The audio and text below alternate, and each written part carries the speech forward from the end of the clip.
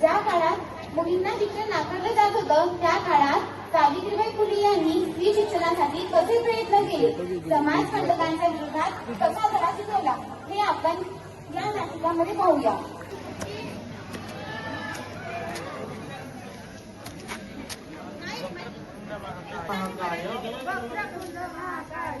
सूर्यकोटी समप्रभ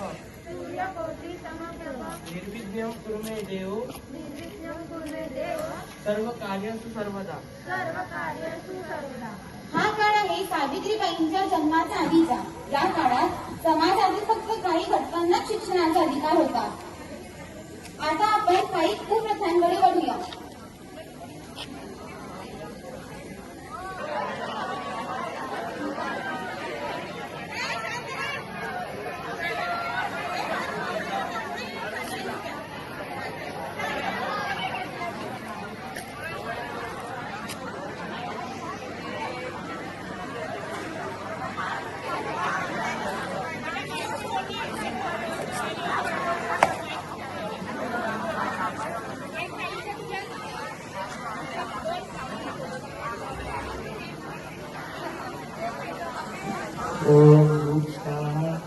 सतीला अग्नीवर जाळायला.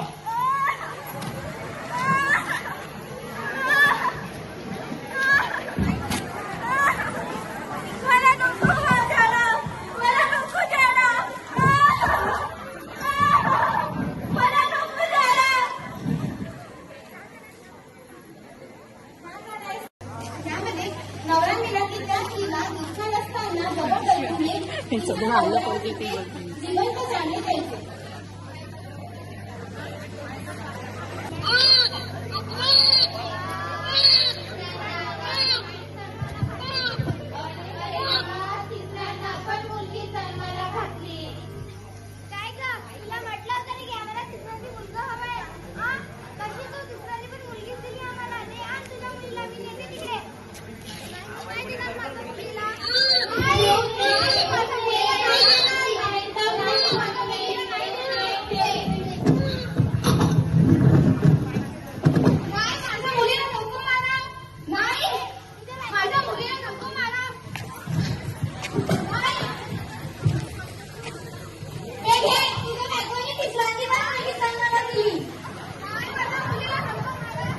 हे देवा, ही मुलगी मी तुला अर्पण करते आणि याऐवजी माझ्या घरी माझ्या कुंडी पण येऊ दे. नाही, माझ्या मुलीला जन्म झाल्यावर त्या मुलीला जबरदस्तीने मागे जायचं म्हणजे जन्माचा अधिकार मिळवून दिला हा एक मुलीवर अत्याचार होता.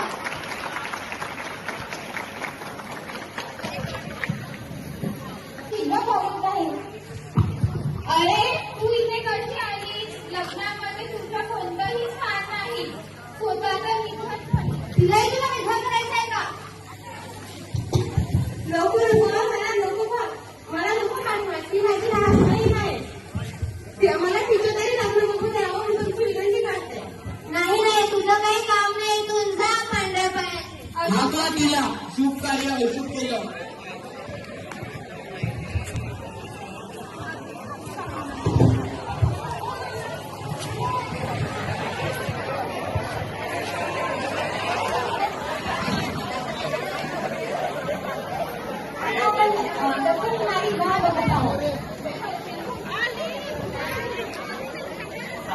स्वस्ति श्री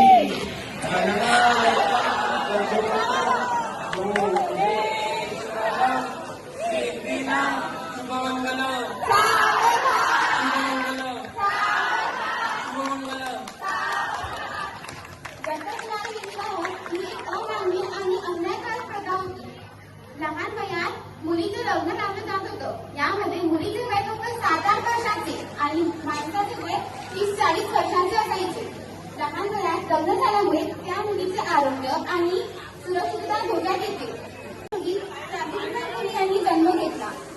सावित्रीबाईच्या जन्माने समाजासाठी न्यायाचा आणि बळाचा संदेश मिळाला. समाजातील स्त्रियांच्या अधिकारांसाठी त्यांनी दिशा दिली. सावित्रीबाई मुलगी नुसतीच नव्हती तर बदलाची चिन्ह होती. सावित्रीबाईला लहानपणापासूनच शिक्षणाची गोड आवड होती. ती सतत शिकत होती. तिच्या लग्नासाठी तिच्या वडिलांनी ज्योतिबा फुलेंची लग्न ठरवलं. या लग्नामुळे सावित्रीच्या जीवनात शिक्षणाचा आणि समाजसेवेचा मार्ग कसा सुरू झाला हे आता आपण पाहूया. शेठजी, हे घ्या पाणी.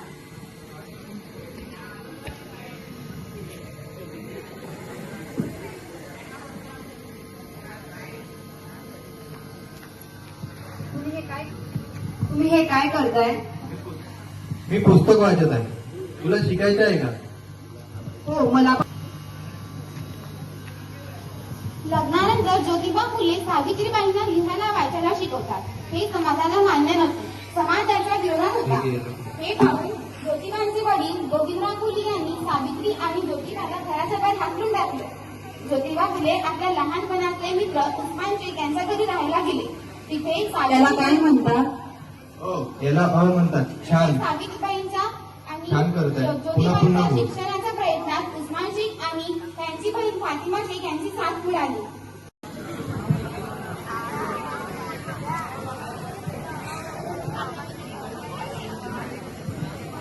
सावित्री आणि फातिमा हे दोघे शिक्षित झाले आहे.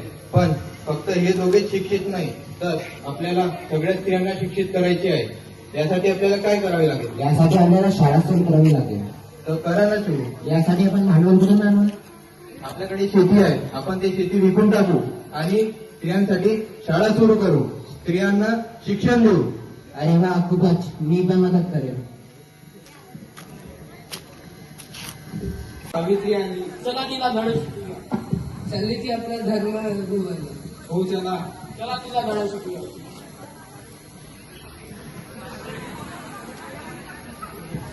तुम्ही आम्हाला का मारताय? तुमची ही शाळा बंद करा आणि ज्योतिबाला समजून द्या आमच्या कार्यामध्ये दखलंदाजी करू नये म्हणून. मी ते थांबवणार नाही. तू काय करशील? मी ज्योतिबाला मारून त्याच्या चितेसमोर तुझे केस कापील. तुझं हे बोलणं ऐकून मला माझ्या बालपणीचा एक प्रसंग आठवला. एक साप एका कवडीचं अंड खाण्याचा प्रयत्न करत होता आणि ती कवडी इकडे तिकडे पडत होती. तुला तर ते बरोबर आठवेलच. हो, पण तू अर्धीच कथा ऐकली. पूर्ण कथा अशी आहे, मला माहित होते की सापाचा पाठीचा कणा लवचिक असतो. मी त्याची शेपटी पकडली. त्याचा पाठीचा कणा तुटल्यानंतरही तो फुसफुसत होता. मी कुऱ्हाड घेतली आणि त्याला मारले.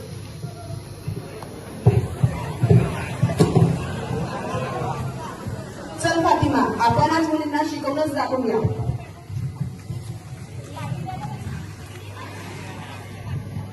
बसा मुलींनी. सावित्रीबाई एवढा शिक्षित झालाय आणि आता त्या मुलींनो, आज आपण अ शिकूया. याला अ म्हणतात. असा अ तुम्ही तुमच्या पाठीवर लिहा. खूप छान. असंच लिहत राहा.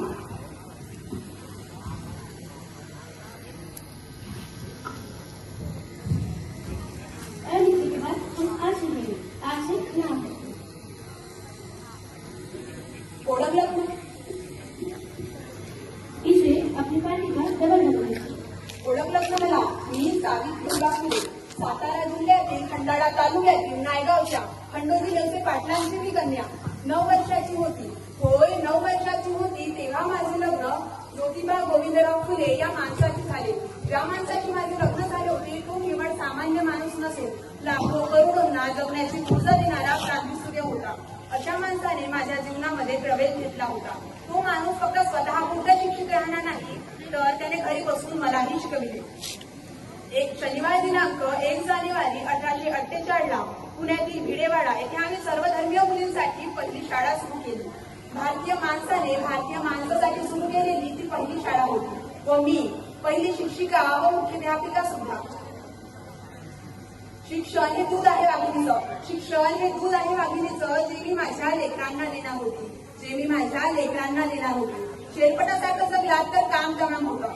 शेरपटासारखं जगलात तर काम तमाम होतं आणि वाघिणीसारखं जगलात तर नाव होतं. वाघिणीसारखं जगलात तर नाव होतं. त्या काळी शिक्षण घेतल्यानं धर्म उरतो अशी करुसर होती. अहो, धर्म माणसासाठी असतो, माणसासाठी. माणूस धर्मासाठी नाही. एकेकी कार्य खडतर होतं, जोडणीचं होतं. पण शिवरायांच्या मावळ प्रांतातील मावळ्यांचे आम्ही देखील वंशज होतो. एके दिवशी शेठजी मला म्हणाले, सावित्री, देशील का साथ? मी फक्त होकारच दिला नाही, तर प्रत्यक्ष प्रयत्न सुरू केले. एके दिवशी नेहमीप्रमाणे शाळेत शिकवायला जात असताना एक हत्तीगड माझ्या समोर आला आणि म्हणाला, ए टवळे, कुठे निघालीस? आमच्या मुलींना शिकविले बंद कर. कदाचित तो विसरला होता, मी खंडोजी देवसेंची मुलगी व ज्योतिराव पैलवानाची पत्नी आहे.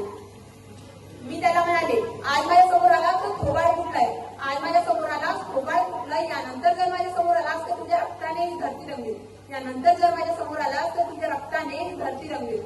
अहो, कधी विचार केलाय का प्रत्येक अन्यायापुढे स्त्रीच का बळी पडते? काशीबाई नातू, होय काशीबाई नातू या बालपणीच्या विधवा व गरोदर होत्या. मला जगायचं नाही, मला मरू द्या. मला जगायचं नाही, मला मरू द्या अशी काकुळतेने विनंती त्या आमच्याकडे करत होत्या. आम्ही तिचा आधार बनलो व तिचे आईवडील बनलो. तिच्या लेकराला, तिच्या मोजीरवाड्या बाळाला आम्ही दत्तक घेतले. हे माहीत असताना सेठजी म्हणाले, बाळ असल्यास त्याला घेऊन जा, नसल्यास माझ्याकडे द्या, मी त्याचं पालनपोषण करेन. अहो, अशा 100 लेकरांचे पालनपोषण मी केले. त्यांच्या गुणगुण आवाजाने माझे अंगण गुणगुणत होते व सर्वधर्मीय शिक्षणही कडकडत होते. हळूहळू शेठजींची तब्येत अचानक बिघडू लागली. एके दिवशी त्यांची उजवी बाजूही कडकड पडली. तरीही माझ्या शेठजींनी डाव्या हाताने ग्रंथ लिहिला. पण 28 नोव्हेंबर 1890ला माझे सेठजी आम्हाला सोडून गेले. अहो, माझा साथीदारच नाही तर माझा विचारवंत, माझं सर्व काही मला सोडून गेलेलं होतं. एके दिवशी शेठजी माझ्या स्वप्नातून म्हणाले, सावित्री, घाबरू नकोस, मी तुझ्या पाठीशी आहे.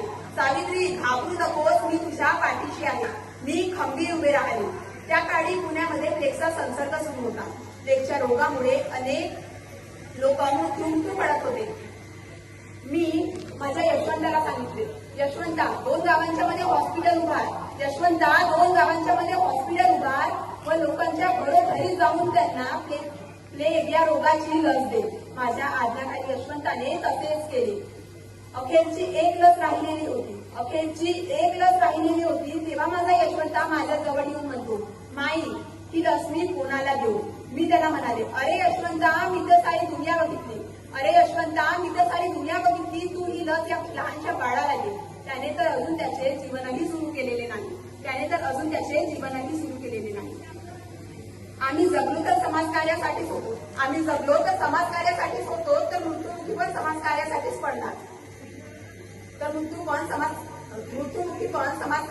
पडणार. मृत्यू जवळ आलीच होती. मी मृत्यूला म्हणाले, 1 मिनिट थांब, बघते तर काय, शेठजी. यशवंता, बघ की, शेठजी.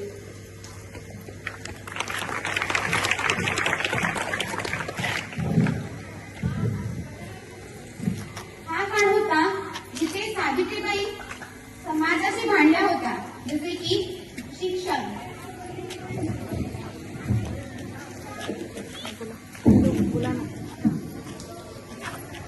सती प्रथा,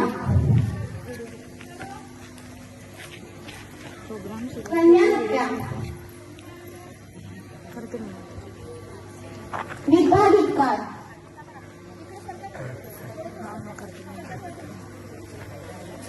जठरकुमारी विवाह आणि स्त्री शिक्षण. आता आपण असा काळ बघूया जिथे सावित्रीच्या शिक्षणाने आधुनिक युगात स्त्रियाही पुढे येत आहे. एक सौभाग्याची गोष्ट म्हणजे आपल्या भारतातील प्रथम नागरिक म्हणजे राष्ट्रपती सुद्धा महिलाच आहे. देशाच्या सीमेवरील रक्षण